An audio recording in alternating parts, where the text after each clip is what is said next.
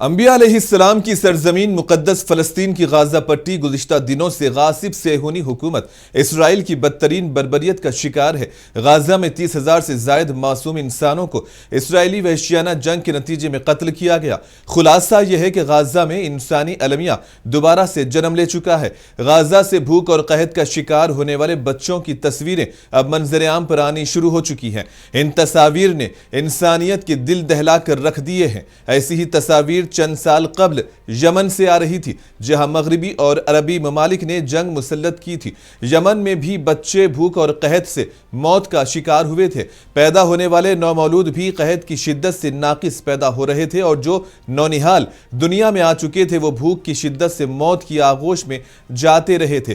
دنیا آج پھر یمن جیسے مناظر غازہ میں دیکھ رہی ہے۔ غازہ میں آج قحط کا شکار ہو کر مرنے والے بچے یقیناً یہ سوال کریں گے کہ ان کو کس جرم میں قتل کیا گیا۔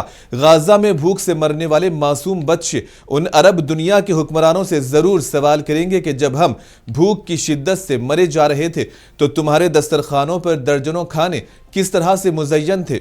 کیونکہ ایک بچہ گھاس توڑ کر روٹی میں رکھ کر کھانے پر مجبور ہے، اور ہمارے دسترخوان پر رمضان کی تمام نعمتیں میسر ہیں۔ کیا ہم اس کے لیے جواب دہ نہیں ہیں؟